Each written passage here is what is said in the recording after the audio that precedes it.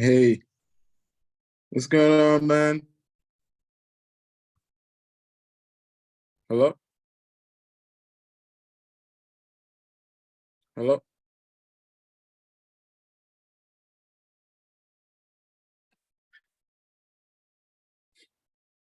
Hello? Yo, you hear me? I hear you now. I hear you now. Okay. All right. What's up, brother? What's up, man? How you feeling? I think the video's off too. What do I gotta do? There's that little camera sign. You just click that camera sign. Camera sign. Oh. Uh you hear me? There we go. There we All go. right. Okay. Yeah. Man, it's Yeah, good to man. see you, man. How you doing, man? Uh you know me, brother. I'm always hustling, figuring it Yes. out. What do we used to say? I used to call you, you used to say something all the time. What Sac passe or something? no. Like I got it or something. Don't worry, like you should say Working it out. working it out. My man.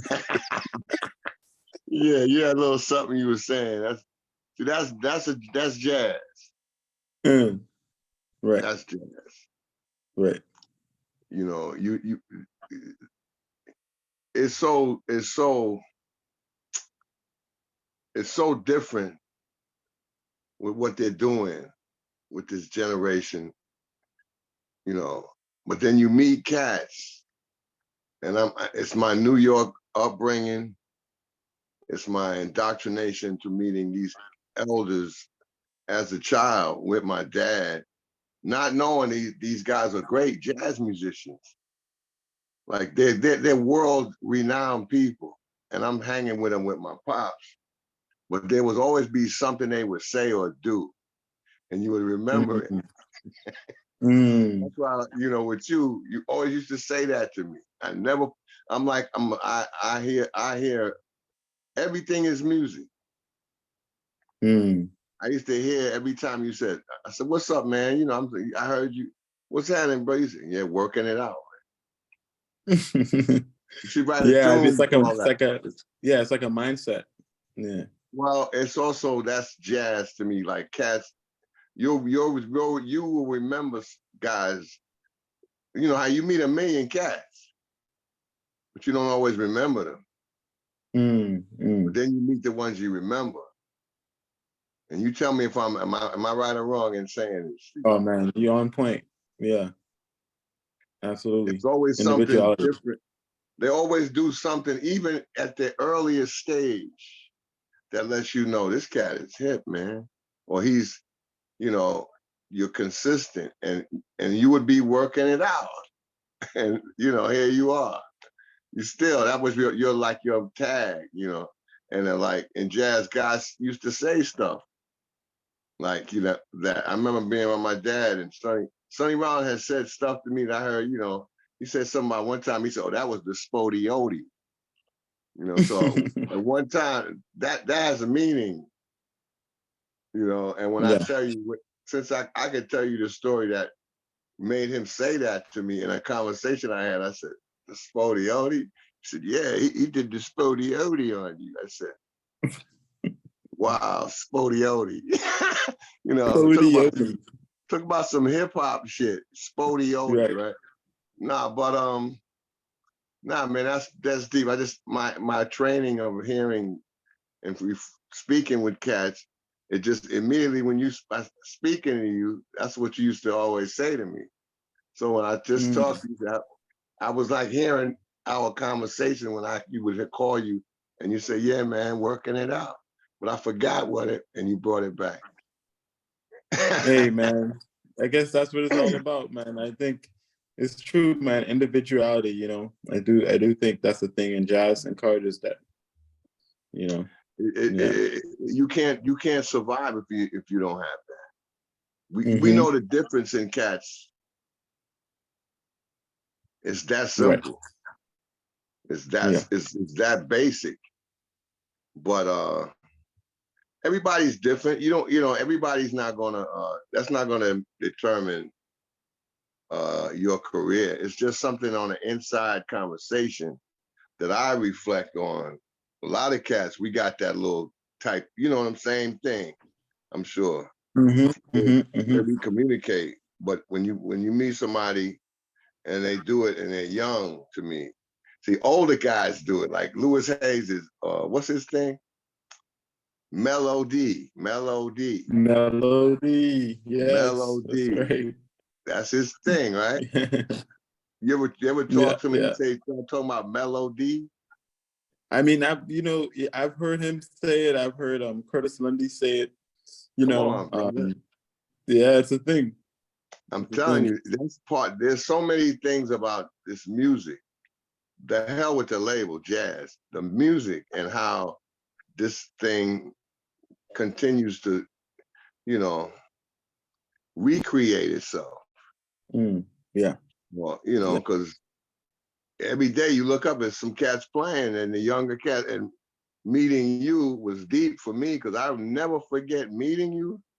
I never forget who was in the club. And I remember when I heard you play, so I had to turn my head and look and say, who is that? Because I play in Smalls, I've been down there, and I hadn't heard that. And Roy wasn't in the club. So that was another individual thing about you that I peeped. And I think I immediately came over to you and got your phone number. That's exactly what happened. Exactly what happened. I remember it too. So Yeah. I didn't know who you were. I said, wow. But that's what this music is about. You know, jazz, call it what you want, but it's deep like that, you Yeah. know. But what's the questions, man? I'm in the shed. What's happening? Hey man, you are all the way in the shed, man. That was like us catching up, man. It's funny because I usually start off with an intro, but I feel like I haven't seen you in a while, man. Like I just kind of want to figure out, like, you've been playing around some, recently, or what's been like the most recent stuff, man. You've Oh, been doing. the most recent thing, I played a gig for the Jazz Foundation at a farmer's market, and I put it on YouTube. It's a video with me, with J.D. Allen, Willie Jones, and this cat Will Slater. Okay. We call him the Gator, though. But no, man, it just came. It was a freak thing. JD had called me. This music is deep. This music is deep, man. This music is deep, bro. JD called me. We talking about the lack of employment and trying to keep this, that, this, that. So then I said, let me call the Jazz Foundation. And I called them up, and the cat gave me a gig, and he said, there's no electricity. So if you want, you can hire 2 horns. Now, JD is on a record with me that you're on. Yeah. Right? I remember that. It was an ironic. I said, wow, me and JD haven't played since the recording. Me put him, so he was down. So we played this gig, which turned into a very enjoyable event for the people. So they asked us back. So I'm playing actually tomorrow at Borough Hall for the farmers market. And it was a nice little gig. And I played at the Jersey Jazz Festival this month, June 3rd. I had a group with Jeff Watts, Cameron Campbell, another one of the people I met through you. So Bad Cat, yeah, piano. Yep. Now, here's the funny thing. I met him before I met you, but I didn't get his name. I think I had his name. I had his name. I had his number, but I wrote it Cameron and something else. I didn't put Campbell. I put a different name. I think trying to write piano. But I had heard him play, and I want to thank you for using him, because this is what happened. I heard you playing a gig, at Smalls. I tuned in to check you out. Always checking in on the youngsters to see what they doing, you know. Appreciate that, brother. You always do that. Yeah. And I said, who's this brother on the piano? I said, he looks familiar, but I don't know him. Then when I checked in with you, you told me, I said, oh, okay. So I said I wanted his number, but I think I got his number and I called him and I had his number. Mm. But he played with me with Jeff, you know, and it's like another, looking at him with his short dreads, he could almost look like Robert Glasper with the tall guy with facial, because I'm like, it freaks me out to, I'm still doing what I do, and then they catch the next this generation, you know, then further away, not like the guys not much younger than me, but guys in your 20s. Yeah. You guys are in their 20s, 19, 20. Y'all got a lot of time ahead of you, and playing as well as you play, it's really, that stimulates me, I guess. You know, because I definitely like him. He's been playing a lot of gigs with me and Will Slater on bass, and I've had the fortune to hire Jeff. Well, other than that, I've been at Smalls, you know, doing what I do, man. But yeah, we're Man, gonna that's play. Yeah, I'm sorry. Go ahead. I'm sorry, y'all gonna play? Yeah, tomorrow from 11 to 1 All at right. the same place, Borough At Hall. the If same place, anybody's Borough over there. Hall. Yeah. Got you. Man, that's great to hear, bro. And you know, I think that ties in, you know, to our next point because, you know, I remember, you know, when we first met, and you're someone who I consider, you know, you Brooklyn, you know, native, and you've been in the city, you know, and hanging around all these great jazz musicians ever since you were young. So you have a really, you know, interesting connection to New York City and the jazz community. And one of the main things is that you've always been a talent kind of seeker. You've always been someone that can see potential in younger cats and younger, you know, musicians. And, you know, I know a lot of younger musicians, can also connect to this point as well about you being someone that always checking out who's playing, checking out who's coming out, and, you know, also giving us like just like a understanding of how to like maneuver in the city. And man, I think you're really like you're one of those people that I look up to in terms of like connecting all generations, because, you know, one of the main things we started this in the shed thing is, you know, we wanted to like bridge the gap between older generations and young generations of musicians. And you're someone that kind of encapsulates that like perfectly. Like you really are about connecting the younger cats with the older cats, and you've done it in so many ways that, you know, I'd love for you to talk about here as well, man. Real, you know, and I just want to say, you know, thank you for, you know, all that you've done, all the work that you've done for the New York City, man, community. And tell me a little bit about that, you Oh man, I'm about to have I'm about to get a tissue in this. Damn, know. baby. Well, no, you know what, man? I've always liked you because of your brilliance, Gifton. You even said that so eloquently how you spoke about it, because everything you said was true. As I'm hearing it, see, I don't look at my life like that. But when you hear somebody break it down like that, and you're absolutely right. Not only, you know, I've gone as far as to record the younger players. See, that's what used to happen back when you could see Freddie with Lee Morgan, Freddie with Woody Shaw. They boys. They both bad. Who's one, two, who, man, we playing music. And I like other cats. There's other tenor players, Lawrence Clark. I love playing with Stacy, you know, but back then, you put the people on the record that want to leave a statement. When you make a record, it's more to me than a jazz record, because the best records, we go back and listen. We looking at who played with who and how did that come together? You know, Sonny Rollins has Benny Maupin on a record playing with him. Other than Train, they always talk about Tenor Madness. He's not, and he's done records with Coleman Hawkins, Sonny Stitt, But of today's generation, Benny Maupin is on a record with Sonny Rollins. And I don't know if cats really even know about that record. But that record was when I was one of the tunes that I recorded on a CD with you and those Wanzi and Sullivan and all the brothers, Russell Malone.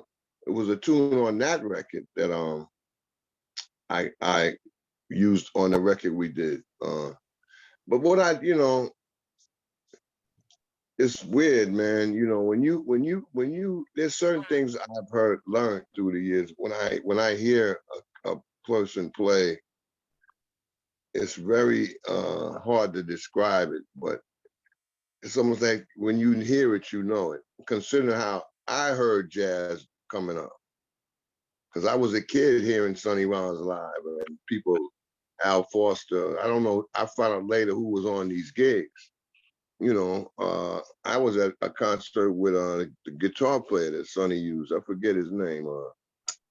The white cat was a guitar player. His name got to come to me. I can't. But I was a 12-year-old kid and was watching that. So I think something got in my mind, in my head. It's like I got this thing in my brain that is connected to being so young, hearing something on a certain frequencies, let's say. And when I hear it, I kind of know. It's just weird. I bet on it. Like when I first heard Robert Glasper, I heard him through a cassette on a phone. I didn't even hear him live. I heard him because he was a replacement piano player that I had to get for my tour to Greece. Was Carlos McKinney, who used to play with Kenny Garrett, used to play with Elvin Jones, used to play with Sonny Rollins. He don't play on the jazz scene that much now, but he's a great piano player. And he couldn't go. He couldn't go on the tour. So when somebody played me, he said, I want to hear him. He said, who is this guy? I said, yeah, he might could make your gig. I said, Robert Glasper, who's that? Nobody knew this guy at all, man. He knows this. The cat played a minute of him playing. I said, give me his number. I called him. He thought Greece was a club somewhere in New York. I said, what train did we take? I said, no, man, airplane, passport, all of that, bro. You got a passport? No. You got to get a passport, bro, and all this. He's a kid, a young guy, 19. He don't know nothing. But when I heard him, bam, it was like we became tight. He became, what he is become. But right then and there, so then through Robert, actually, he helped me navigate some of the guys that I wound up connecting with from the new school. EJ was playing at the club anyway through somebody. He was to come by there, and I had EJ. But when I hear young guy, EJ was brilliant. These guys were really brilliant, man, when I met them. And Brooklyn didn't have this. And I created a vibe now I'm bringing young kids into an elderly situation, jazz people, but the place had televisions with basketball games on. It was an irony that we had the gig on Thursday night because the NBA games would be on. So people would come there, watch basketball, drink beer. And then we had the jazz. And the club owner was hip enough to let this happen. And that started it because so many cats on any given night, I can tell you who would have been there to play. All right. That's every damn name you go. Keon Howe, Jeremy Pell, Antonio Hart, Dwayne Eubanks, T. Aldros Avery, Vincent Gardner, Derek Gardner, Dwayne Eubanks, J.D. Allen, Antonio Hart. I said him, I think. The Chris Lowry and Wes Lowry. That's how many guys would come to sit in. So I looked at that because I was the elder of this. And I realized and through hearing all these cats, I was able, maybe it's something, man. I got something in my head, that sound. When I hear that, I just can, I want to help you. I want to give you some information. So you understand, you're on the way, but you got a lot of time ahead of you. And that's the tricky part, how you utilize the time. I commend you for how I've seen you utilizing your time. For instance, playing with me allowed you to meet Tyler Mitchell, which Tyler winds up hearing you, and you're playing with Sun Ra. Not, That's how it I mean, works. that was a brilliant move on your part. Tyler, no, he heard you with me. He didn't know you from nothing too much, just a new young guy. But after hearing you play and seeing how we played together, hearing the record, Tyler's on the record. What am I talking about? Yeah, he's on that record too. He's on the record. So, see, that's why I even did that, to reenact some stuff that I know. You get all those bodies, those thinkers like that. It was great that the label, Whalen City Sound, man, the guy was very cool about that. I was able to put that together. And he was like, okay. Because it's like it's a new generation of cats with the younger generation. But I just had an innate ear for, it's weird, man. It's just everybody don't have that when I hear them. Some guys sound one way, then I hear them, they gotten better. There's many guys I've had, they sounded like this, and they gotten better. So but we all know the only way you're gonna grow, we all know this. You gotta be working on your craft, man. So that's all I could say about that. And then just, looking at who's around, there's not a lot of guys that show you guys this information or things you need to concentrate on as you're getting older, because you ain't always gonna be the young guy. It's so weird. I remember when I was, that's way past now, but that's life. But you live your life and you keep playing, man. I think I'm out here, I'm still out here in these streets, I'll just say. Oh man, that's beautiful, man. Hey, you talk about it because people like Robert Glasper, Keon Harrow, all those people. I remember you telling me how you kind of gave them like that first kind of New York jazz experience too. Being in the city and etc. So man, I think that's beautiful for people to hear, and because these guys now are just killing the music game. Oh man, So but there's they were always serious. They were serious. I just said, not to cut you off. They were serious then, and it's just great to see that they maintained it, because everybody didn't maintain it. There's a lot of cats. I mean, they all that whole Marcus Strickland, they all, they maintaining it. These guys, the Strickland brothers, I mean, Kendrick Scott and Jemiah Williams, these guys, some guys come in and they don't get the attention or something, so it's hard to maintain.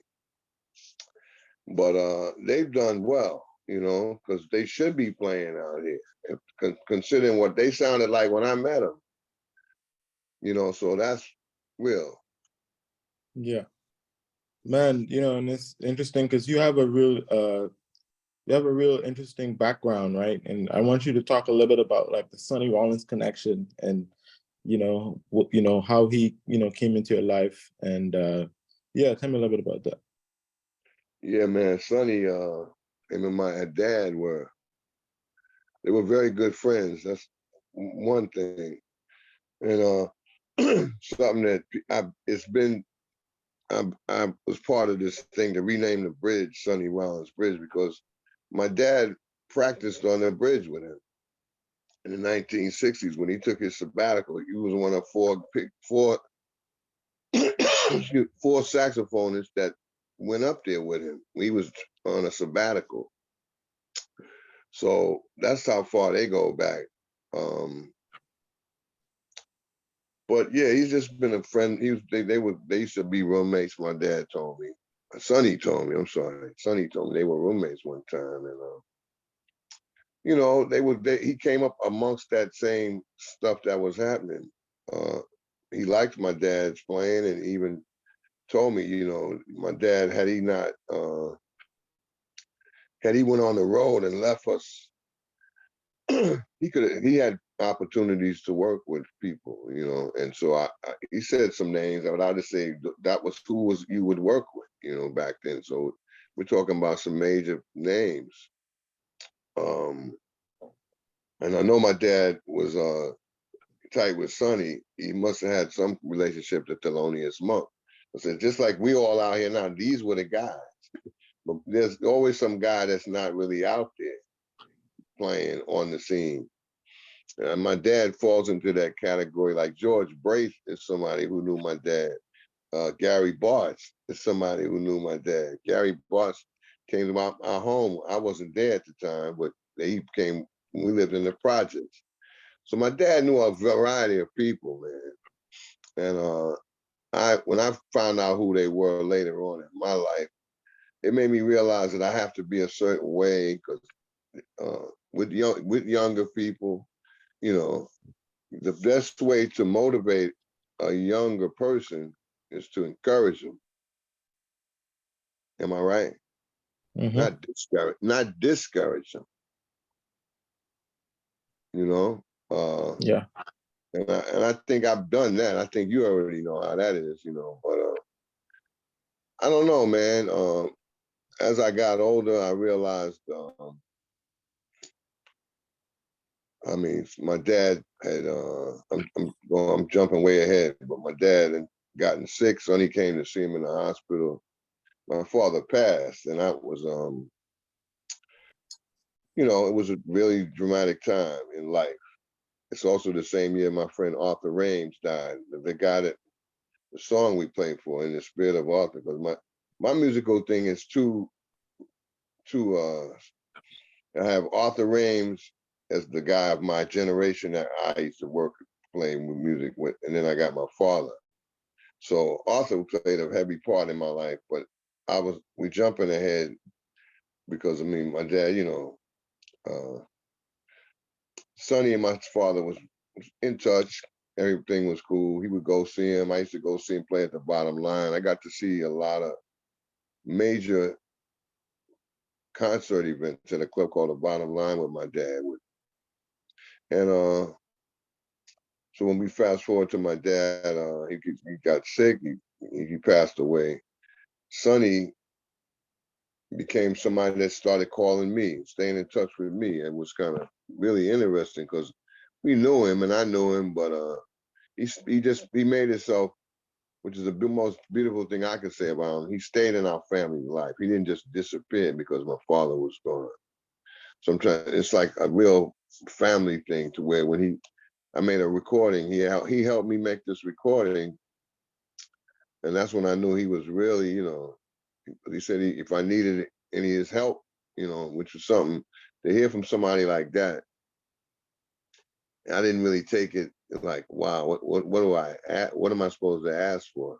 But there was a record opportunity that came to me, and it was like, would Sonny be involved? Like, take some pictures, this and this and that. So he said he would, and when he came, he told him basically that I was his godson, and that was a stage in my life that I took to that, like, wow, he was really you know, I'm trying to explain to you how present he became at a time of my father's passing. It was really, you know, a great honor that he would even say that. And it put a little burden on me, but not really, because I carried myself. I was always playing, you know. But it was a blessing to have that to be said, you know, because that's something you don't just say, you know. You really feel like that. You say, "This is my godson." You just don't, you know.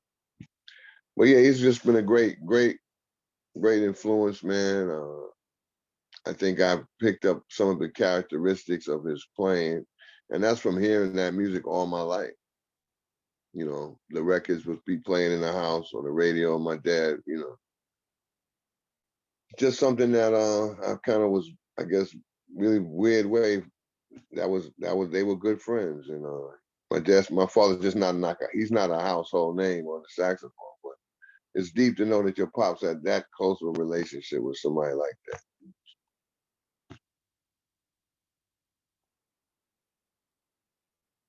You know, Absolutely, brother. What was his name for everybody that's, you know, gonna see it? Charles Wyatt. Charles Wyatt. Charles Got it. Wyatt. Wow, Yeah. man. It's a beautiful story.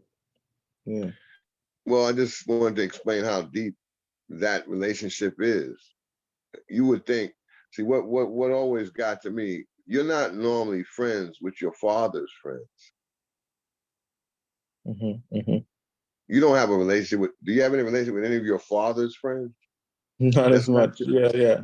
that's not your uncle. Right. That's not your blood uncle. You know what I'm saying? Yeah. So that always got me because he stayed in my life, Gifton. He just didn't disappear. And that was the most beautiful thing, man. Mm. That's almost making me like, wow. When I think about it hard, Yeah. calling me up random times, like, hey, Sonny, Ron, oh, hey, never thinking, to call him and bother him, and then bam, hey, Eric, this is Sonny.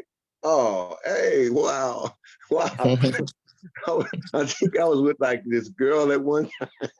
I think he called me one time, and I don't know what, we wasn't really in it, was that was part of the evening.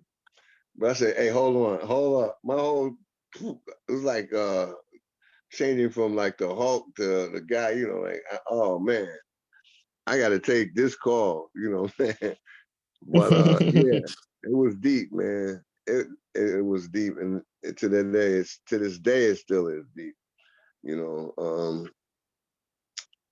When he got me, he asked me to play at this concert. They had a tribute concert for him.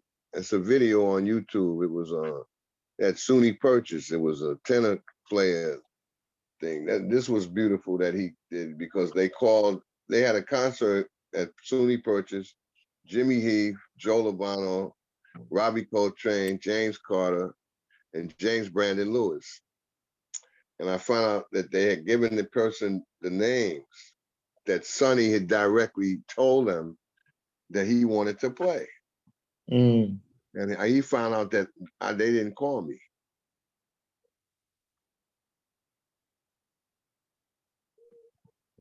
You there? Wow. No, I'm here. I'm here. Yeah. I hear you. They didn't call me. So I talked to his nephew. I said, yo, Clifton, what's up? He says, Sonny wants me to call them up and tell them I want my godson to play. And he told me, there we go. they called me up. I ain't gonna reveal all of this stuff that happened because I can tell you that in private because it's a little embarrassing in one sense, but I'm gonna leave that out of the shed. Some things we're gonna keep out the shed. I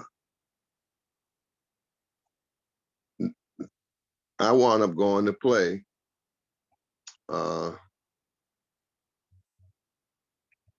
You there? I'm listening, brother. Okay.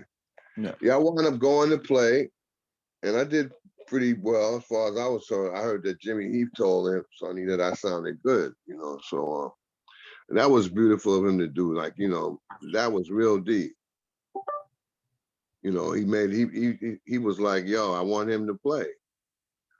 I don't know if he's ever played that card with anybody that plays saxophone for any kind of tributes and nothing, but that was so beautiful of him to do that, So when I think about, that's the Sonny that I can play. Has been very helpful. Right. And there is a video on YouTube if you want to look at it. You can see how the brother did. It was like being in the ring. As you know, you've been in these trumpet things where they got all these trumpet players. I'm gonna be with Jimmy Heath and Robbie and Carter and it was great. And I did what I do. So it's real deep, man. When for Sonny he was behind that. I'll just say. They even wrote about it in the magazine. They said there as a late edition, saxophone Eric Wyatt. Yeah, it wasn't that I don't know who's at fault, who to blame that I didn't get the call originally, But I just did it, man, and it was really great to know that he believed in me enough to send me to do that. in his honor. Mm. So, you know. Wow, man. And we did that record. You did that record, and we kind of had some tributes to him from some of those tunes, right? Yeah, it was called that was a tribute album. That was a record I wanted to do while he's still with us, to let him know that I honor his music as well. You know, and I Yeah, what's wanted the to name of that one? The Golden Rule for Sonny. Golden Rule. That's that. Yeah, that's his Beautiful. thing. He live by the Golden Rule, you know. Hmm. So I wanted to let him know, yeah, I got it. I hear you. And that's why I got all of y'all together. Right. You know, all of those cats. Think about everybody that was in that on that day. Were they not either super cool with you or your boys or this or that? I mean, No, you know. man, it was packed, man. And I think, you're one of those people that can do that because you have, so many people on the scene. So it's like you can bring a group of people together like that and, and Yeah. create something out of it, Yeah, that was because I had you and Sullivan, and then I got Charles Gould and Russell Malone, Willie Jones, Benito, J.D. Allen. Oh man, who else is? I'm leaving somebody out. Wanzi, Tyler. Yeah, Wanzi, Tyler, Clifton Anderson. A lot of people, man. And it's a good record, you know. So, Wow. but you know, I wanted to. I like to I had a document. great time, man. You say that? What you say? That was a great record date, bro. I had a time. Yeah. Yeah, man. We played the tunes for Roy. We did after in the morning. We did Bud Powell. After the morning. Yeah, I And was Bud hearing Powell. Bud Powell on the Man, radio. yeah. Yeah, man, this cat was playing Bud Powell almost every night. One time, I used to tune in. He was on internet, Kansas City radio. Man, yeah, I was hearing you, man. It was so beautiful that stuff was being played, man. You know, that stuff was being played, man. Yeah, man. It's interesting, to kind of see all of that stuff. I remember when I was checking out your stuff back in the day, seeing some of that, like Roy. I remember I saw like Roy sitting in with you like many times. And, Right. I know y'all have a relationship, that goes back as well. And it's interesting, like that connection too, man, that Roy connection. Like, Roy is definitely a big part of my, musical life and, growing up and moving to New York City and going to Smalls. And, what was that like? And what do you feel like he meant for the New York scene? Like, I know you were there around the time he was coming out of Smalls a lot, but, Yeah. live about, because I think he was a community guy and you're a community guy too, Yeah, we community folks. Roy, man, to me, I'm gonna tell you, it's deep how when I first was hearing Roy, I said, I'm staying so far away from this cat. Cause he is not fucking around. When did he first get to New York? You know, right? What years was that? I think it was like late 80s, like late Late 80s. 80s. Yeah, Yeah, like yeah, early maybe 90s. right. See, when he got here, I used to work a job. I was still playing saxophone, but I had to work. There was no work. You couldn't play gigs. Forget gigs. Like how y'all work. Forget that. That's a non-factor because the clubs had Freddie Hubbard, Cedar. You caught some of the legends that's before they died. You've been in New York since when? Since 2000 and technically I was visiting since 2014, but 2000 the late part of 2018 I moved to New York. So Came to New York, I right? some of the cats I wasn't able to catch, But you caught some. Who did you catch? Barry Harris, I caught Jimmy Heath, Right. I caught who else did I catch? I caught a good amount. I caught a good amount of legends in the music. I didn't catch Freddie. Yeah, I didn't catch Freddie. No. Yeah. Well, let me tell you, that's who used to be down in the city where we at, where we running rag wild. off night. Those guys walking the street, Freddie, Stanley Turrentine. So, unless you are like Roy was an anomaly to pop up here and play it that like that around those cats. But anyway, I had switched to tenor by the time I met Roy. He would have never even heard me as an alto player. But when I first heard him, man, it was like, wow. So I'm gonna stay way far from him because I don't want to have my horn. My dad had given me there's a rule that I have. My dad says, wherever you're going, if it's music, take your horn. Don't leave your horn at home. You never know who's going to ask you to sit in. See, back then, that's how it used to be. If you really was all that, they'd let you sit in because they were such great. John Hicks was around here. All these guys were around here like we are and doing shit. And not just them, Harry Whitaker and all these people that's dead. So it's deep, man. But Rodney Kendrick, I recorded on a record with him. I was trying to talk. I was trying to remember the first time I ever played with Roy was with I had a gig that Rodney Kendrick had, and we played front line, tenor and trumpet.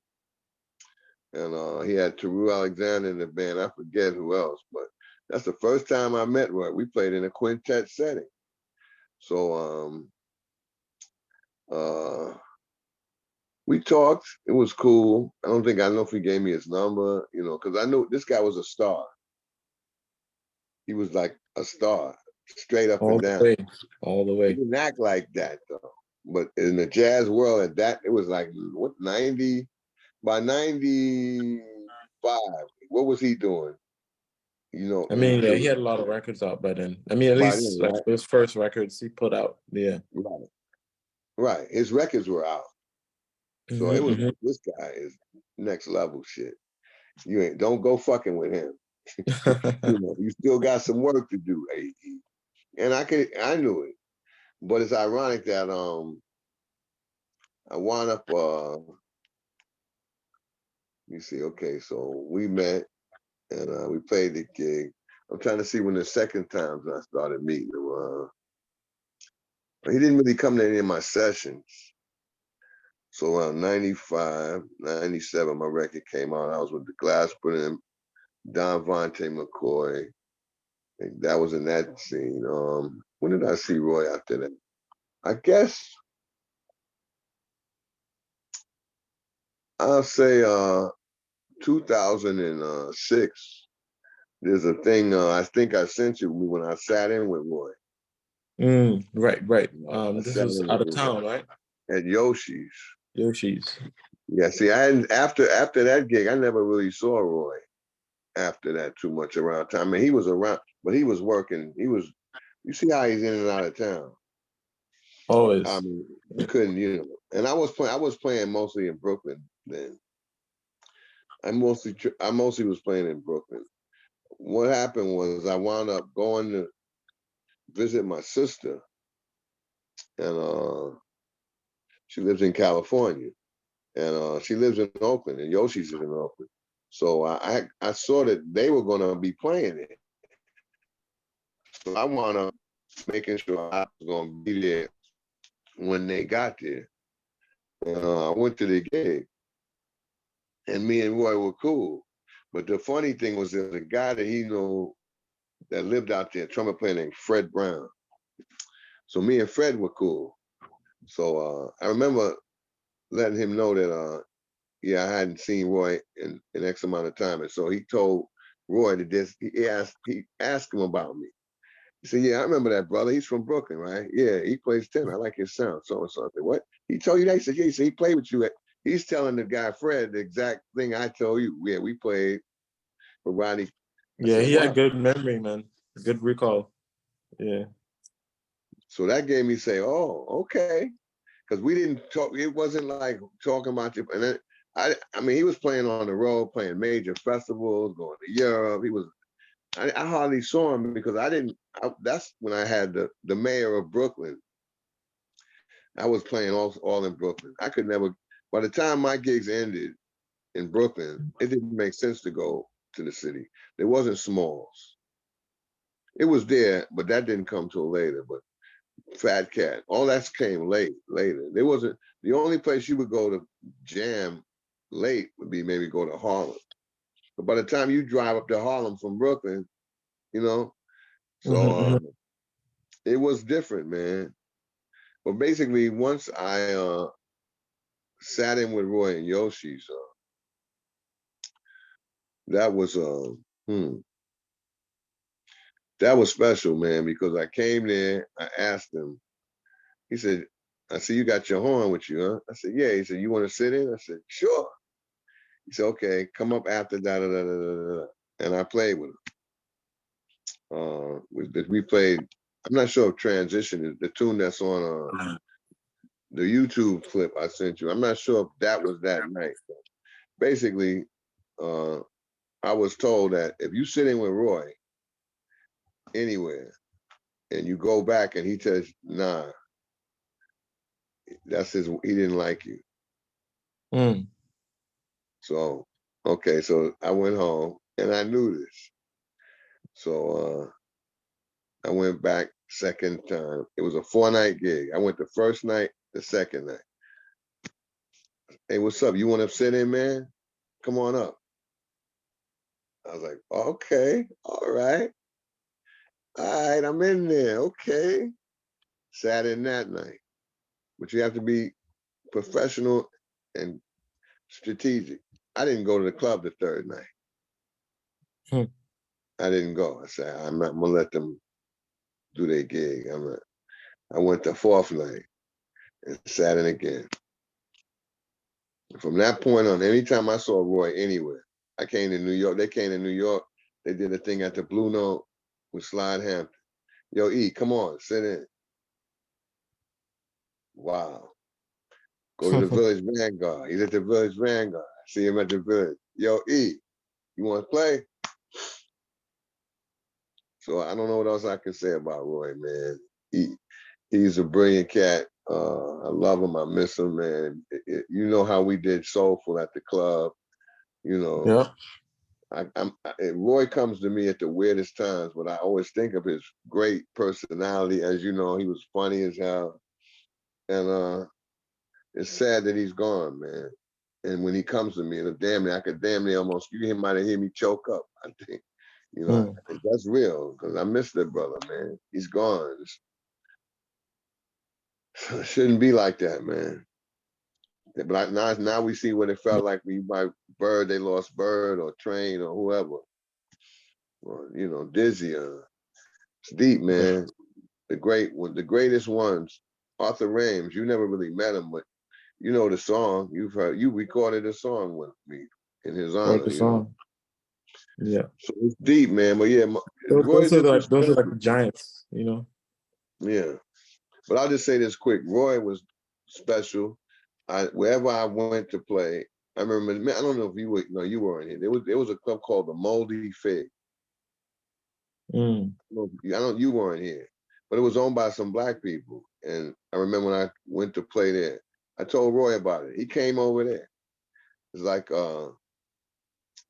we had some kind of kindred. I don't know, man. He liked playing with me, man. I guess you know because I definitely was blessed when he let me share his stage. Yeah. And I saw a video with you at Smalls, and y'all are playing After the Morning, probably, right? Right. You know, when was that? Yeah. Well, you know what? That was a dream come true. I'm not lying, man. I can tell you straight up. When I first heard that tune, I was in love with it. It's a beautiful song, as you know. And I learned it off the video from Roy. I learned it from the video, just watching it over and over.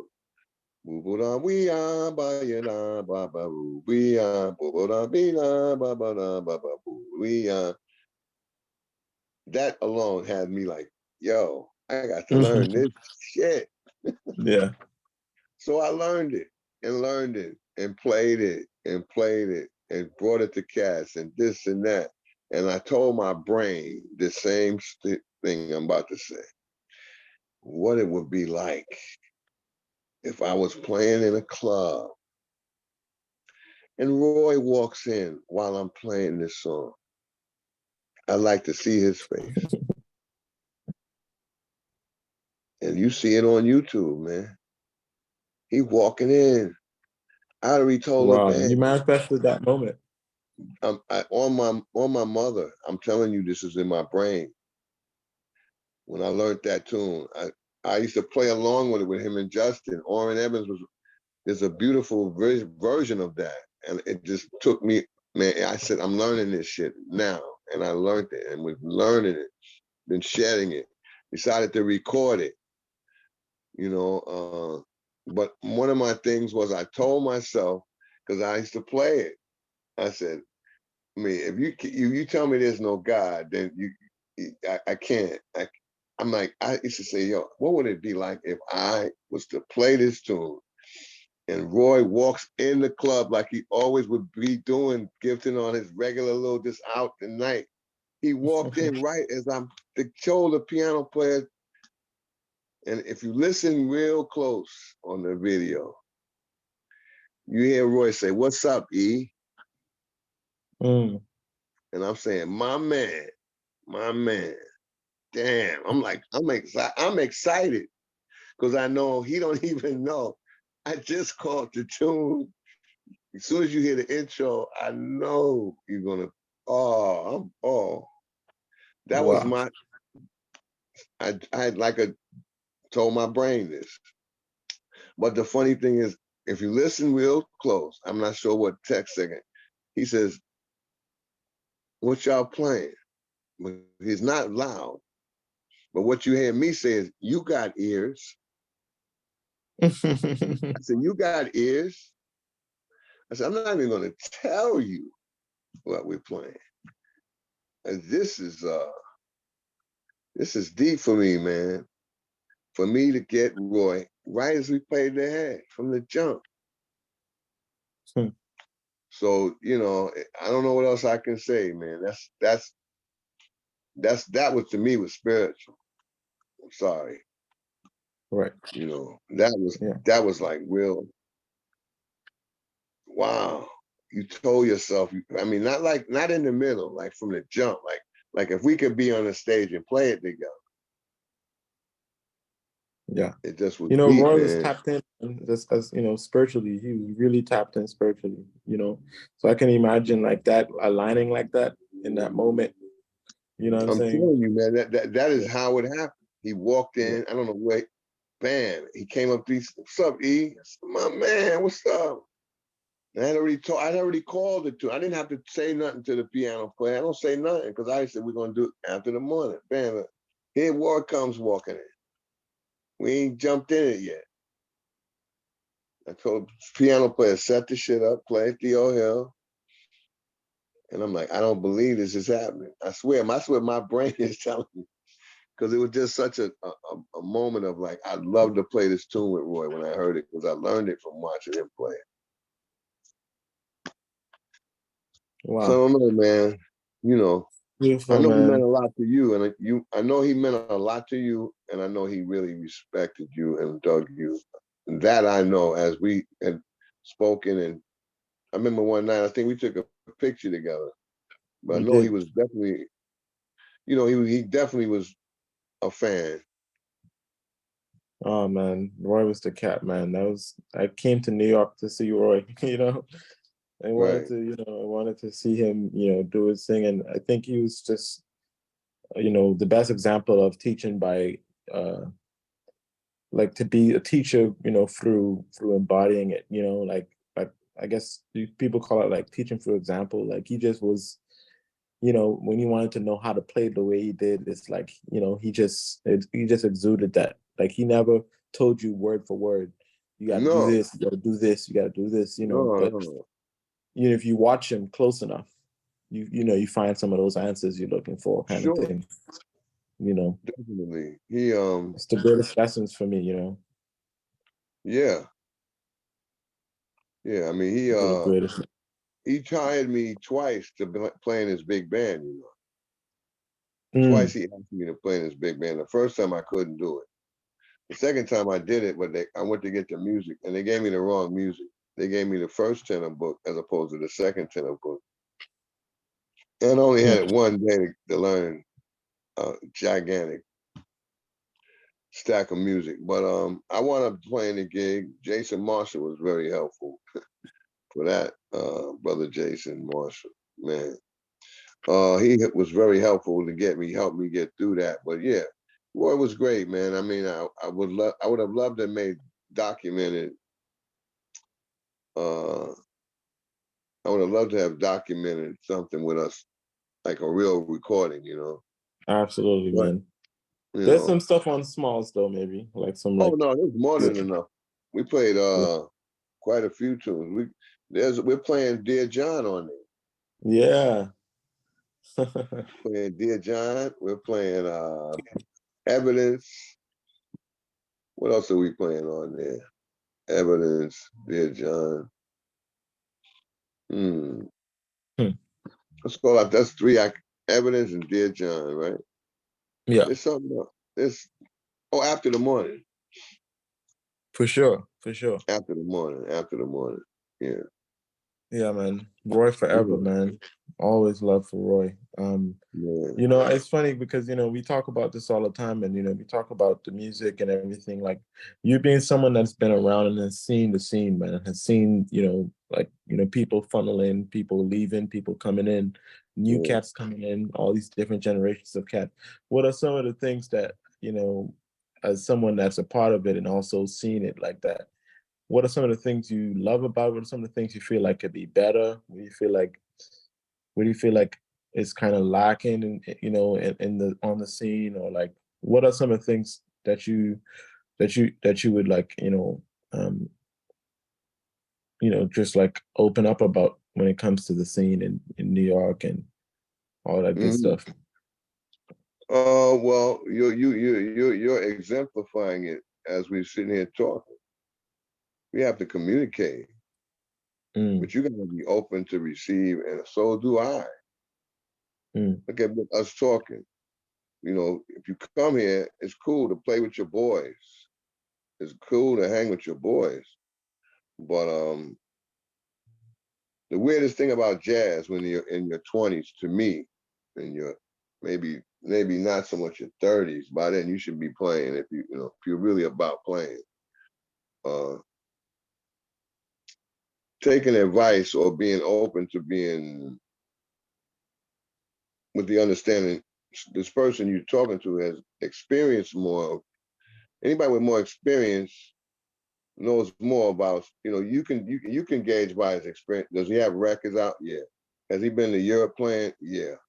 Uh, is he known pretty much? Does he have any great stuff on the radio? People, listening to his music, or yeah. Then you can gauge who you're taking the advice from. mm, Everybody gonna talk, but what references are they coming from with this information? I think we talked about a lot of stuff when I met you, from various like band leader stuff. Remember? mm-hmm, We had mm-hmm, several kind of like why are you using this? Why is this guy?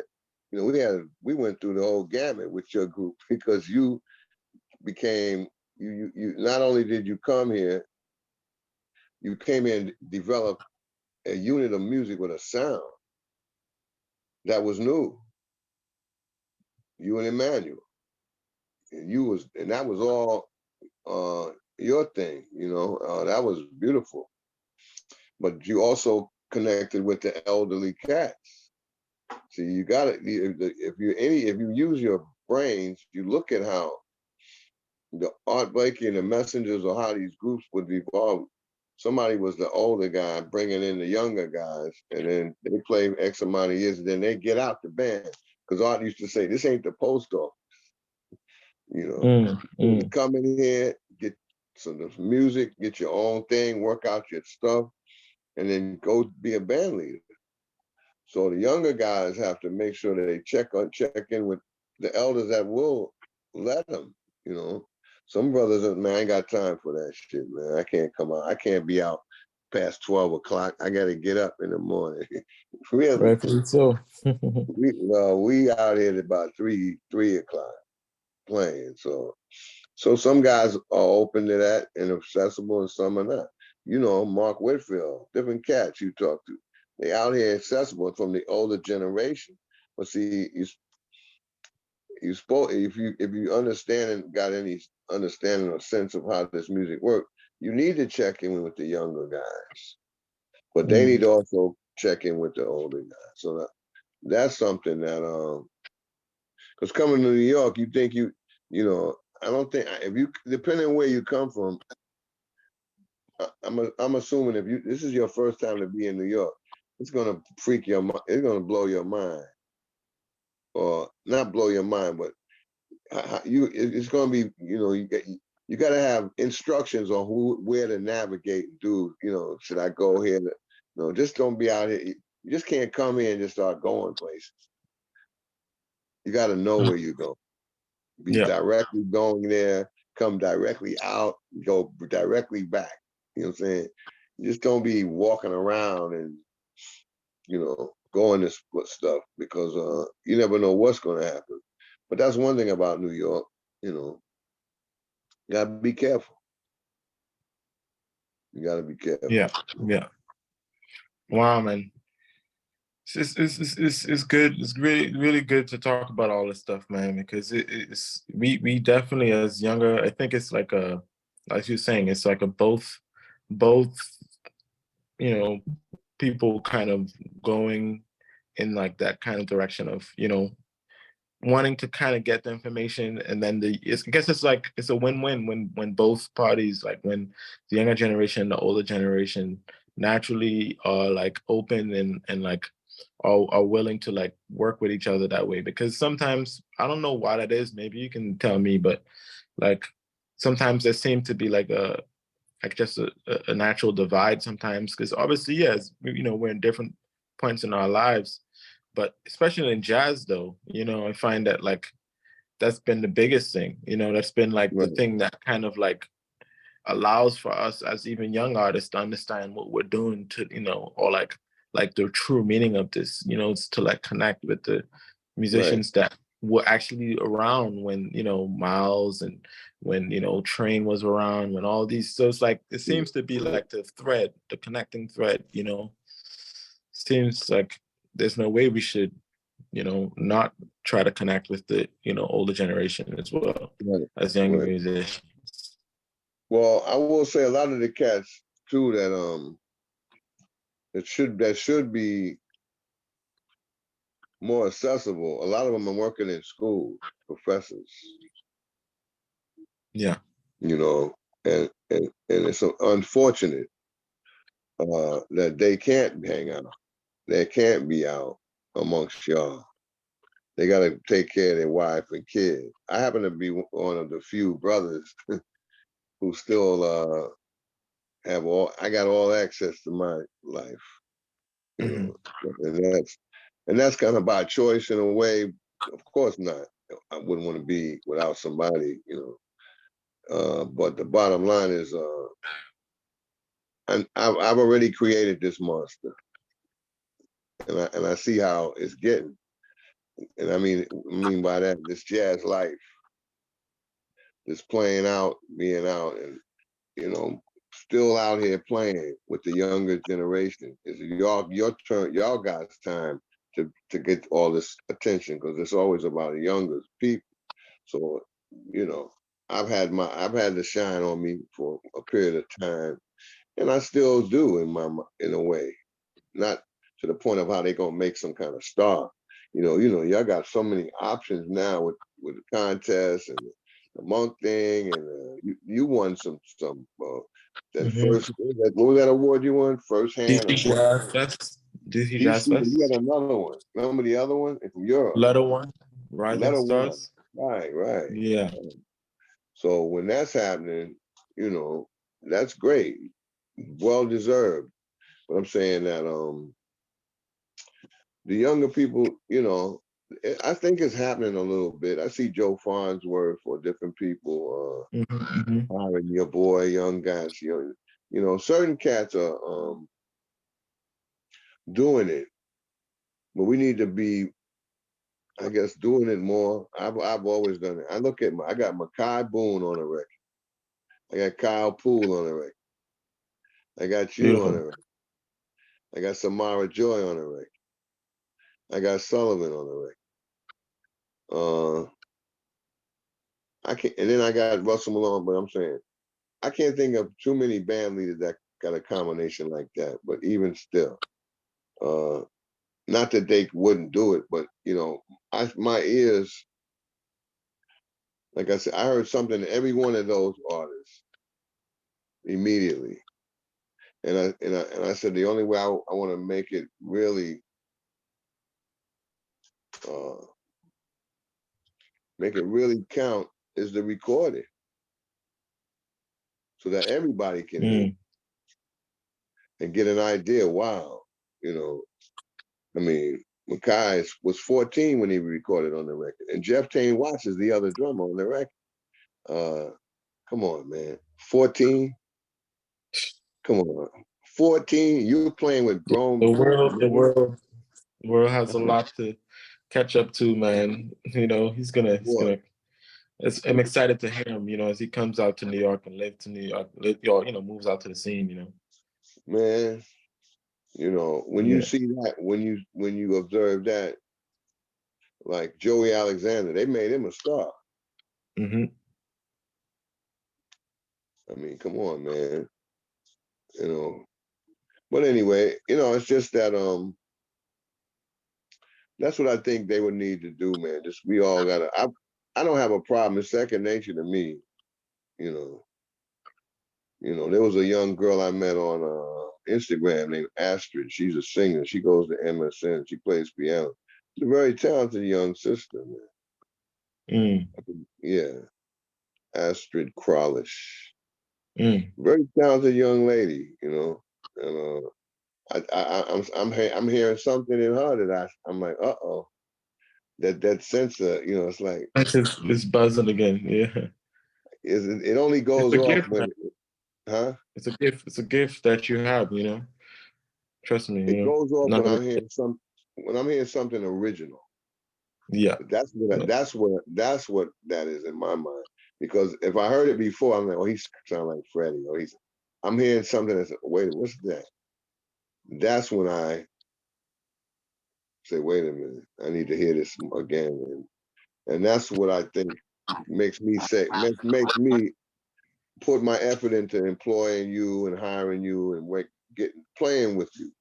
Now we get in, because when I did hire Robert, the beauty of what happened was once we came back from Europe, the guy had promised to bring us back the following year. And as you know, in Europe, sometimes if you play a festival one year, they don't bring you the next year. They bring you the year after that or something after that. They don't normally bring you back to back. And Hmm. he promised us he'd bring us back to back because of Robert when he was rapping. And he kept his word. He brought us back. So I had developed a 2-year thing with Robert, at least on an international scope. And then now when I'm calling him for gigs in New York, he's ready. Mm. He don't know what the call is gonna be. You know what I'm saying? I done took you to Europe twice, baby. I'm calling. You need to pick up, right? And bam, bam, bam, bam. EJ and them cats, man, it was like, wow. Don Vontae, McCoy, so I did my connecting. I kind of, I'm gonna say mastered it. I kind of got a good hold on how to, maneuver. But yeah, we just need to do like we do, like you're saying. And the cats need to be, to me, I'm not telling nobody what to do with their recordings, but I think if you can play with them on a gig and it sounds good, I would put it on a record because look at the cats we lost that we can lose. Hmm. And that's when you would be, to me, that would hurt. Man, I used to play with this cat all this time, and I didn't get nothing recorded with him. He was my boy, though. See, with Roy, I don't have a record, but I got footage of videos. I got a video of me playing with him in Paris. He introduces me and stuff, I'm okay with that. You Yeah, yeah. know, I'm okay with that. But yeah, cats need Man, to just get together, man. You we gotta stick know, together, man. We gotta do this, man. That's the only way. That makes everybody stronger. It makes the whole scene stronger. If you had any like words for the younger musicians, like what would that be? Like, what's on your heart to share with us? just respect the cats ahead of you, man. They got a lot of information that you're not getting access to because uh like I said, when I came up, we had to learn from elders. So we had to play with guys older than us. So most of the time either they like us and start enlightening us on stuff. There's not a lot of cats around though that you need to take information. The cats that you really want to hear from, you probably wouldn't be able to get in the club and see them unless they come to Smalls or something. But that's all I would say. Just acknowledge, not so much acknowledge, but you know, respect some of the older cats, man. That have done stuff that you can look up and see. Not just. I mean, everybody can't help your career, but some guys can say something to you that can be very, very helpful. I'm sure you learned a lot playing with Bobby Watson. All the time. Everybody that I've ever got a chance to play with, there's always a learning moment, and I think off the bandstand, on the bandstand as well. Right.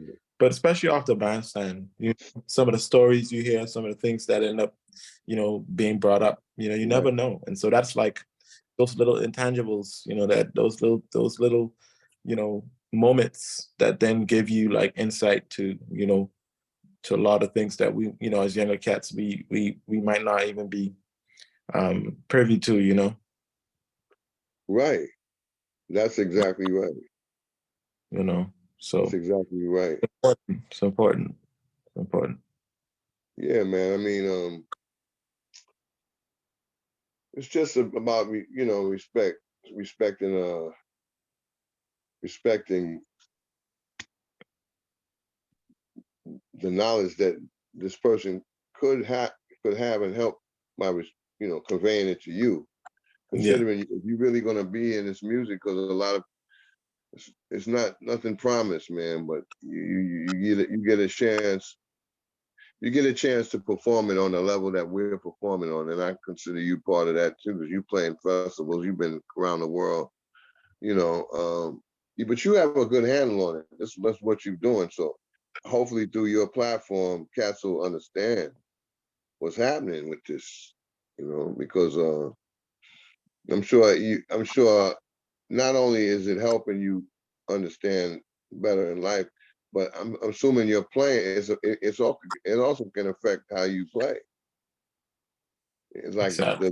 the energy you learning about this, that, like, so everything you can't cure everything, but this what you can, you do, and you do it to the best you can. But it's also cooling out your mind, because when I would learn that was the funny thing about being around elders or cats that could teach you something. Once you get the lesson, you be like, oh man, wow. Now your your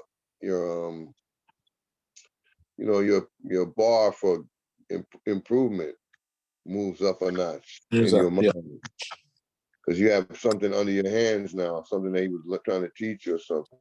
And that's going to come from somebody older most of the time. Most of the time, some bad young cats out here. Emmanuel, your man. I'm sure that was a great. That was for the time you played with him.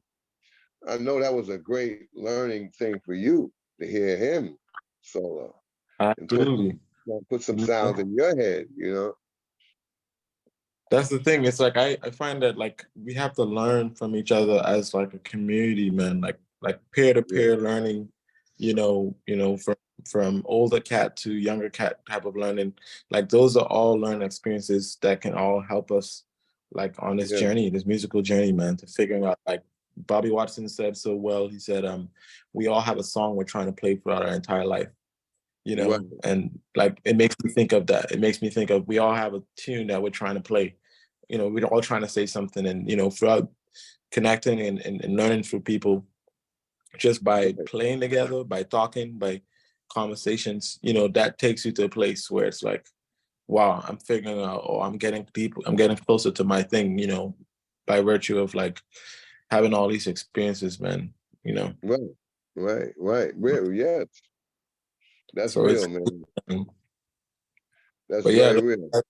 same thing, you know, Emmanuel, Micah, Oh Kyle, yeah, no, Binford, right. Because I wound up you know, hiring Micah. I wound up hiring your man on trombone. You know, uh, but uh, yeah, Rashawn hit me to so many records, man. right. You know, how, you know, us playing as a drummer, me Right. figuring out like, you know, how to really like hit and tip, you know, like there's an Right. intensity that Kyle brings too that like I find that like I learned from that too. You know, I learned, you know, Sure. you just learn from all these different, you know, ways. And you know, I feel like, you know, that's the beauty of it, you know, getting inspiration from not just, Right. the music you might be working on or the music that, you know, that you heard in the past, but people that are around and, you know, people you can Right. talk to, conversation with, you know. Yes, it's very important, man. Very, very. And during the times we get dealing with now, because it's definitely a transitional thing happening in jazz. A lot Hmm. of things are being, you know, done, but you got to stay on what you're doing and keep doing it. Because if you getting, if the people like it, they'll let you know. They'll be at your gigs. You'll have an audience. You'll have some fans. They don't. They won't. You won't. You know. So that's also Right. part. You got to remember, you're playing for people here, right? So if they like Yeah. you, then yeah, you should be cool. You know. That's a good feeling. As you've been all over, and you won few contests. You know, I remember the concert you sent me was great. You guys were. I didn't see the other acts, but I know they would have they would have to beat y'all. They would have been exceptional. Appreciate that, bro. That's all Appreciate I it. can say because I didn't hear the Yeah. other group. Yeah. You know, because I watched it No, live. I think say what? I watched it live. Oh, okay, okay, okay. Nice. That was on live, right? It was on a It was was online. Yeah, it was live. Yeah. Yeah, I watched that live. I remember when y'all won because you had on this Roy type shirt. Yeah. Yep. You remember that shirt, Yeah, I do. I do. I do. No, right? man, that was a great time, man. Well, that was great that you had your vibe. You know, it was like, yeah, you weren't Roy, you were you, but it was within the, everybody can have their own way to express, you know what I'm saying? And still, Mhm. uh, that was you. And since you're from the island, you colorful cat anyway, you know. Yeah, I was representing. Yeah, you was representing, you know. The island got beautiful skies and beach. So hey, that's you. Mhm. You come from a colorful back. Color is not like foreign for y'all. I think y'all like For bright, sure. but it's beautiful because it matches the beauty of that water in the sky. So hey, Mhm. Wow, man. Brother, yeah, man, it was beautiful talking to you today, man. This was really like a heartfelt conversation, man. I love the stories that you had to bring, you know, talking oh, about, thank you know, you. some of the, you know, the legends of this music, man. You know, you're someone Man. that's, you know, who will always kind of hold that place you know, in terms of the jazz community. And I'm like everybody like on the scene, all the younger cats, they all know who Eric Wyatt is, you know, because that, you're that type of guy, you know. You're always tapped in, man. that, You're that, always that, tapped that in. cracks me up. I would think it would be because of my rap video with Casa. That too, you know. Yeah, well, The some of them, audience is now, you know, getting bigger, you know. Theo Crooker yeah, and right. Casa and all those cats, yeah. Casa and who else? Mike King. Because there was like this little skit you did, right? There was like a skit you did Well, too. yeah, Casa's his lady, Miss Lauren DeGraff, wrote this Yes, video yes. treatment of me. Casa took my song and turned it into he took a Sonny Rollins classic and turned it into like a Houston what do they call their music? The Houston rap is a syrup. What kind of rap is that? Twist and twist. What he twisted it? What did he do to it? I'm trying to think of what it could be. There's a word that they use Hmm. when they Like a take a sample? rap. Yeah, he turned it, but he did something. There's a word for what they call the Houston style. Is called something. I'm Gotcha. forgetting what it is. But anyway, yeah, I would think they would have recognized that maybe, but because that's like a little funny little skit. But Casa, man, I appreciate what he did. He's out there doing his thing, as you see, man. Yep. He got his hand on a style of music that's so personal, and he has every individual in his band is a functioning tool of that music, and Yeah, people are yeah. digging it, man. And he's using a lot of elements. See, this was sure. So he can use jazz and rock. He's doing everything: jazz, rock, funk, rap. He's like giving you a smorgasbord. What Casa's doing is like you go to a restaurant and they got every plate is different, about 7, 9, 8, 9 plates of food. When you go to a certain, you got a Chinese restaurant, and they got Chinese food, or fried fish or whatever. He's giving you such a variety of sound. They just people are starving for music, man. It's really deep how they just like so much music. But jazz can still do the same thing, but it's just I just say that about him because he took my rap, he took my song that you and I soloed on and turned it into a hip hop song. I'm Casa, I'm a king. Right. Anyway, but yeah, beautiful brother, man. Said to shout Yeah, I him out. love Casa, man. Yeah, man. He's dope. I love what he's Have you ever doing. played? Oh, we played a gig together. Yeah, we played a gig together too. Sisters Right, we place. played Sisters. Right, right. That was a great night, man. Right, right, Yep. right. Yeah, man. Man. Well, definitely, man. Keep keep progressing, man. Definitely proud of you, brother. I mean, you know how long I've known you. We went from like just playing around small to recording and playing in town, doing different stuff. So you just gotta keep what you say, working it out. Hey, bro, I appreciate you just as much, man. It's great, to meet you and to get to do all this stuff in New York City, man, top to this day. Yeah, So, I look forward to keeping it going, man. And, this is all a part of it, yeah, it is, man. It you is. know. Well, that's all I can do. Just get to it. I'll be at it tomorrow morning, man. Okay. With them I come cats. back in town July, like, probably like after July 10th. Like, Oh, yeah, yeah. probably July 15th or something like that. Yeah. Okay. All right. Well, So yeah. if you out there in Smalls or something or whatever, let me I'm know. there on the 29th, so Oh, okay. July 29th? yeah. Killing. I might be there because Yeah. that's around later on in the month. So cool. Okay. Well, we could get to something. It's been a Anything. minute, man. You already know. We got some great videos on Facebook, on YouTube, man. Where you played In the Spirit of Arthur. And what else we got? Something else we got on there. I'm not thinking. There's a few of them. But Bud Yeah. Powell and yeah. Right. Well, all the tunes are from the record are there. I'm talking about Nice. some other visual stuff that we did. It might I just have to Google it, maybe.